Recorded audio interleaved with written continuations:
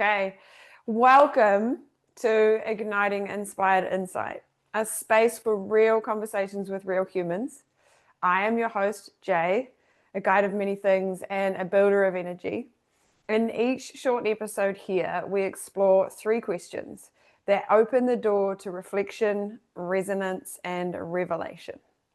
One question I will ask every guest that we call the common thread, one they won't expect, and one that they get to ask me and maybe answer themselves. This is a space for truth, trust, and the kind of insight that comes from simply being human.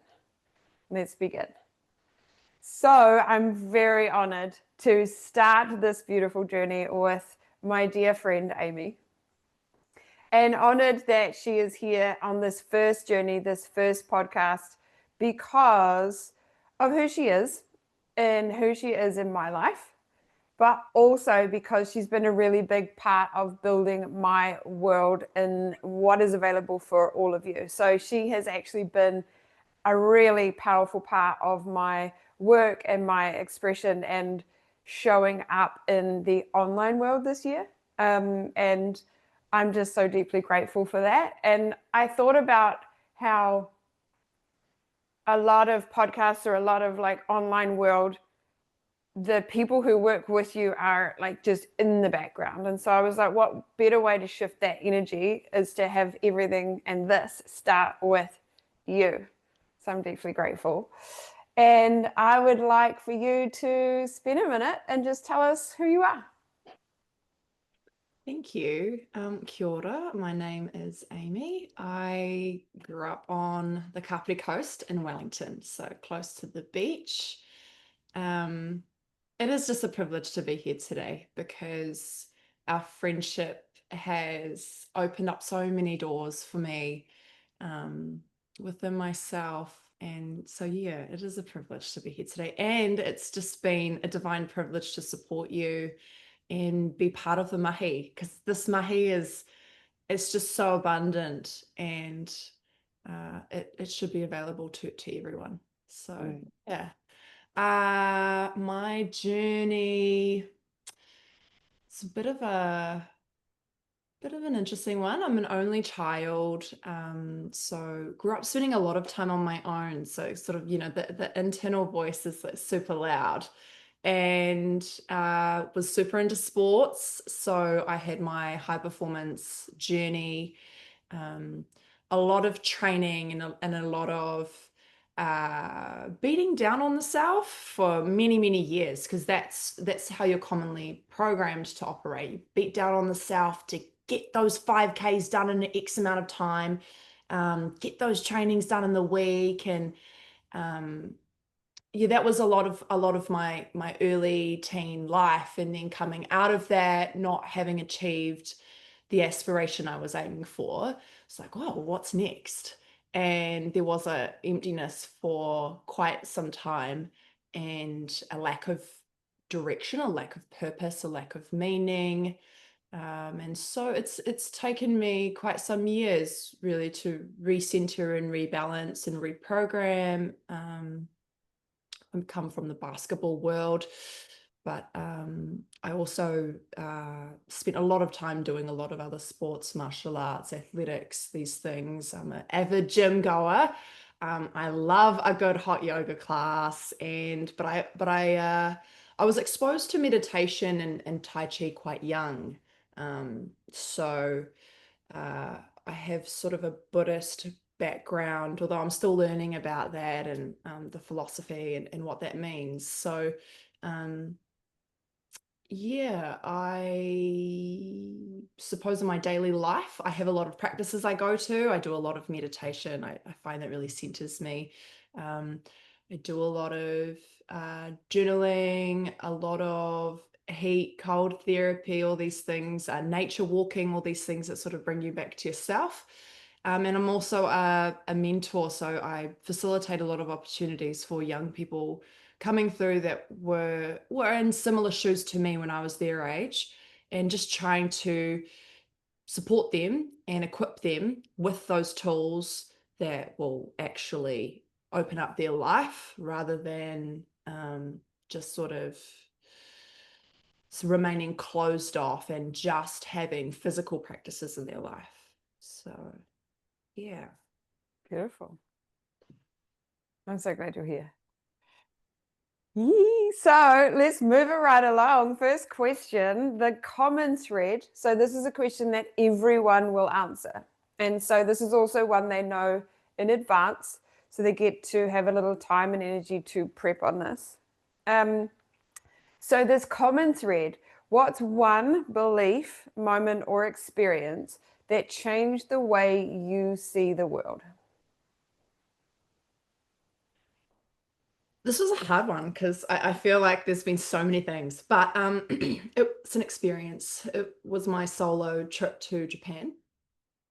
It really, yeah, it totally changed the way I see the world. So the power of gratitude, the realization that events, things aren't happening to me, they're happening for me. And I'm so grateful for the opportunity. That was just like, whoa. So when I was on my trip, I got to rewire. I went from kind of doom and gloom, why me, the victimhood mentality, to what are these things that are just arising, teaching me? What can I learn here? What can I be grateful for? And I found that when you practice gratitude, that life just like becomes abundant. And on my trip in Japan, which was 3 weeks, like every day just became abundant. There was just light like everywhere, and it really opens you up to experiences, thoughts and feelings that weren't accessible before. So yeah, completely changed the way that I see the world and the relationship I have to the world. What do you think it was about being there that ignited that in the beginning? Was there a moment of impact? Was there a point, an aha moment? Especially in the gratitude piece, like, was there a moment where you were like, whoa, I've acknowledged this now, or in realization? I can't pinpoint one moment, but what I will say, it was a cumulative mounting of multiple moments of realization over the 3 weeks. I think, Tokyo, for example, is like the biggest city in the world. So everywhere you go, there's thousands of people, like everywhere. And you go, I'm actually just like a number here. And I look around and people are smiling. And man, they must be really grateful to be here. And Yeah. I could be grateful too. And then you start to direct the arrow inward. So it's less about, what does that person think of me? To, oh, wow, I wonder how my body language can uplift those that are just absolute strangers to me in my vicinity. So. Yeah, right. So it was a realizing of being like a small fish in the ocean. Yeah. Yeah. And potentially, this is kind of part comment, part question, but potentially like being away from your world, like your normal world, like being out of the normal rhythm of life and being somewhere completely different. Do you think that played a part in it as well? It's like just having an appreciation for what you have, but also for all that that is out there? Oh, absolutely. Yeah. Absolutely. Yeah, it was very much I'm so grateful for what I have here in New Zealand. The fact that we've got grass right outside our door. It's not something they have over there. But what they do have over there is just mind-blowing. So it was just like this dual gratitude, just, yeah, all enveloping, really. Yeah. I totally get that. Ooh, I love that. I love that. That's so powerful. And it makes me, I just want to go to Tokyo. I want to go to Japan. Obviously, because Reiki is such a beautiful, big part of my world. And that's where it originated from. Although, a lot of Japanese people don't even really know Reiki or understand it. So it's quite fascinating to me. But the temples and things would be. So maybe we'll need to do that together one day. Yes, absolutely. So good. Okay, so we get to part 2, question 2, which I'm calling in the moment because my beautiful guests don't know what question I'm going to ask them. So we're in the fly, but that gets to be reversed because I'm will then get asked a question that I don't know. So what I love about that is that we get to speak from the heart. We get to delve into what's true for us in this moment, because sometimes when we over prepare, we don't say what we is really like real for us in this moment. Anywho, moving right along. So the question for you I have, Amy, is what's something that you used to believe was true and no longer do? So what's something you once thought was true and now not so much?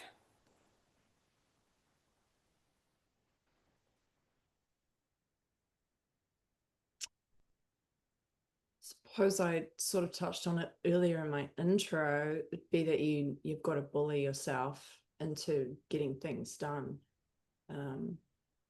Particularly in the athlete space, that's the mindset that you adopt because you're trying to get so much done in a week. It's a lot physically, and then mentally it just becomes, well, I've got to bully myself, I've got to force myself. And I'm not meaning to say that there isn't a level of push through here. You've got this, push your ceiling, push through, break through. That's actually quite different from bullying yourself. Oh, well, if you don't make it to the gym today, then you're just worthless. Like, oh, well, if you don't, go for that run tonight, then you're not going to make it to your aspiration, because that's just not true. There's other things like set yourself up to be able to go for that run. That's where the support is. So changing it from negative to positive, like, oh, okay, got that run tonight, not really feeling like it. What can I do to be grateful for the fact that I can run? What can I do to support my nervous system to be ready for that run tonight? Rather than it gets to 7 o'clock when you're meant to go, and your internal self-talk is just like kind of in a boxing match with you. It doesn't need to be like that. Yeah. And because potentially, like, maybe you thought about that run at lunchtime. So you've had like 7 hours of that, like, to and froing. And if it's not positive, then you're actually like draining your energy, right? It's actually exhausting. It Yeah. taxes you. And then you wonder why you get to 7 o'clock and you're like, oh, shit, nah, it's not happening. Like, Yeah. well, 7 hours you've been beating yourself up. Like, it's not a good idea. Yeah. Well, what came to me when you were saying that, but it's like discipline through deprecation, which is never going to get you there. It's a massive Exactly. drain. And when you So, do get there, it's not going to feel good and empowering, because everything you've done to get there has been from a negative mm, space. So you're going to get there and then, oh, it's not enough. yeah.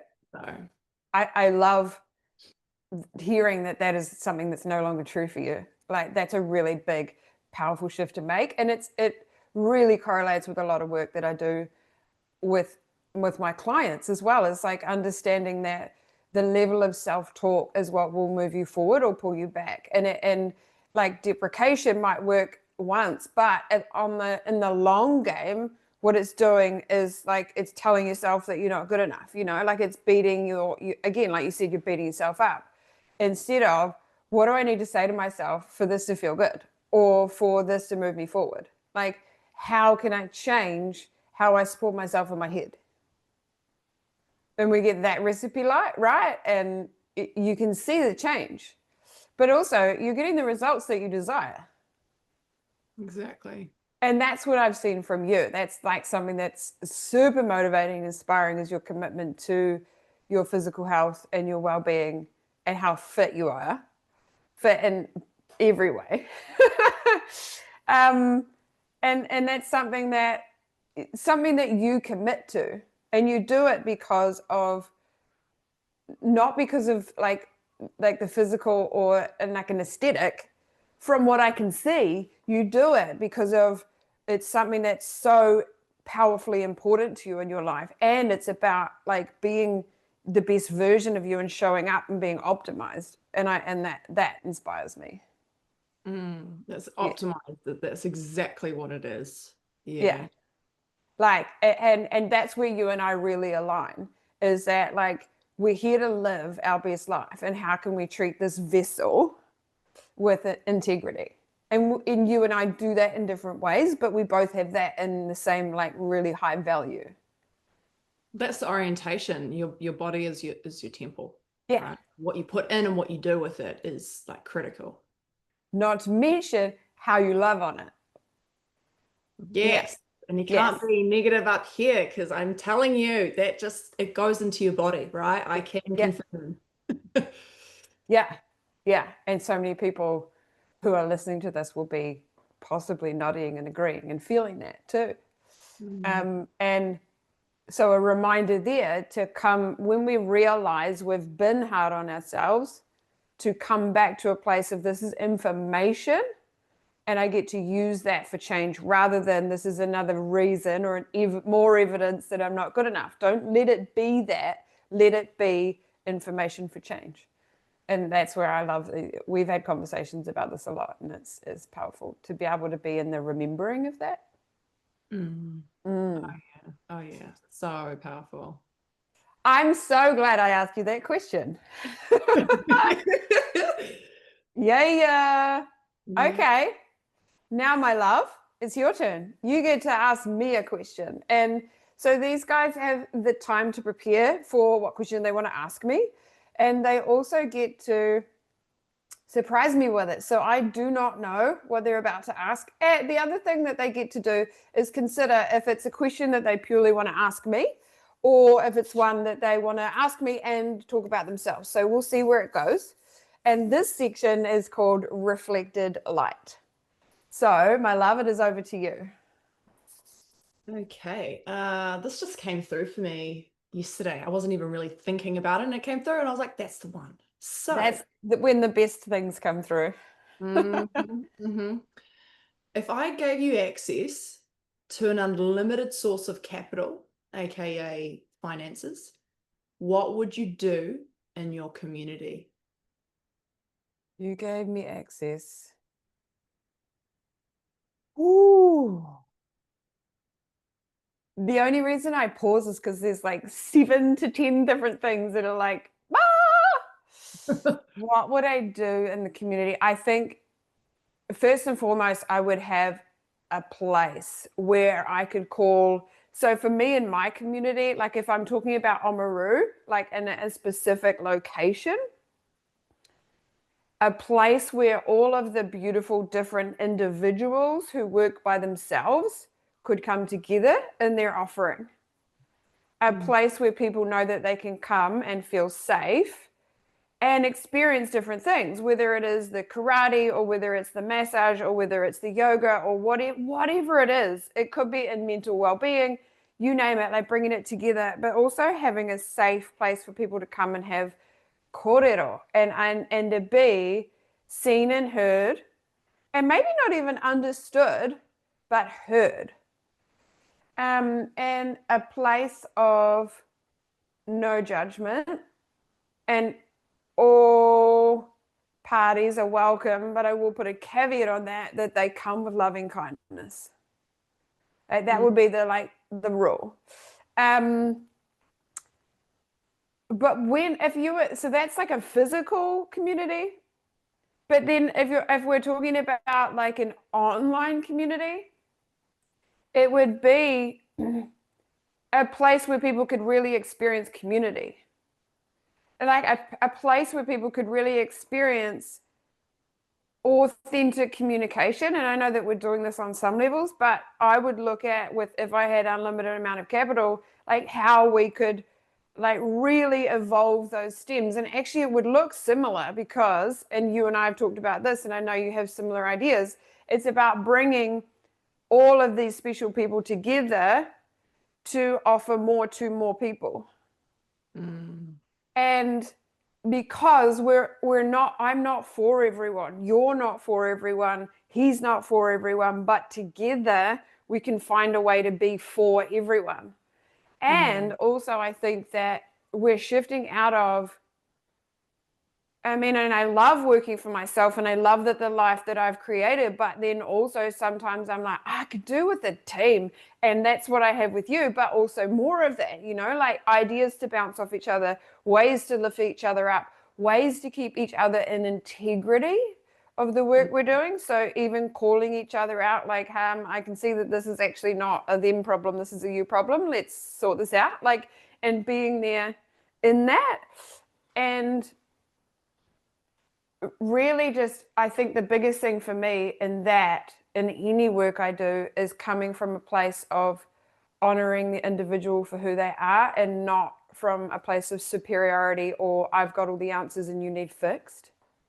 And I know I've gone a little off on tangent, but now I'm thinking about like what the higher purpose, the higher intention, that would be it for me. And just looking at and understanding, this is where capital comes in, that you don't make like the highest service impact on your own because you have a set of tools, you have a set of tools, like bringing all of these different like geniuses together, that's what creates higher service. And so that's where the capital comes in, because you want every piece and part of that equation to be highly valued and supported in the work they do, because it's highly valued in supporting the world. That's what I would do. Enough said. Oh, yeah. So good. Yeah. And yeah, what about you? Look, I think you have touched on a lot of the things, a lot of the initiatives, a lot of the scaffolding that I totally align with and would do in a heartbeat, right? Bringing together a group of geniuses. Like I know so many incredible people that if supported, if given financial support, if they didn't have to stress about the mortgage, if they didn't have to stress about putting food on the table, oh my God, they would just absolutely make waves and ripples just everywhere they go. But there are those constraints for them. And so enabling them to do their best work would just be amazing. Amazing. Because, I know the impact that example they've had in my life. So it's like, if I was to be able to be like, here you go, I just know that so many more people would get reached. And then probably the other thing would be I would set up a mentorship space for young athletes that they could access and use at any time, that has mentors, that the mentors are fully supported, that space is a place and a space for them to always come back to. It's much in alignment with what you've touched on. Yeah.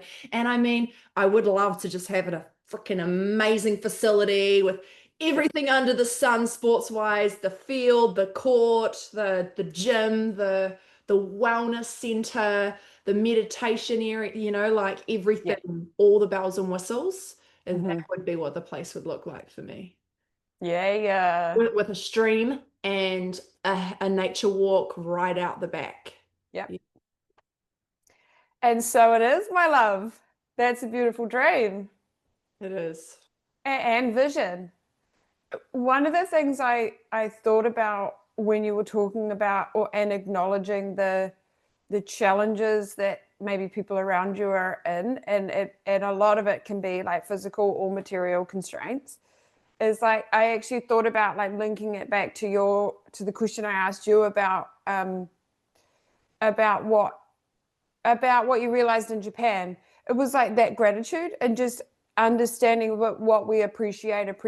So if we as individuals can continue to be an appreciation for what we do have, we can call in more. And that can be challenging. And I'm talking about myself here, like this is what can be a block, that can be challenging when we are in the stress of what's not working or where we're not yet. Oh, that's exactly right. And when the nervous system is under stress, it's very, very hard to, it's hard to open up further.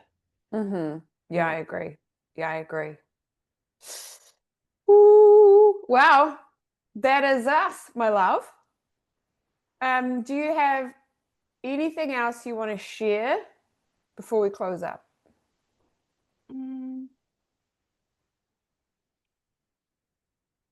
I suppose to everyone listening, if you don't have a gratitude practice, it doesn't need to be complicated. Just write down one thing I am grateful for. Could be one word.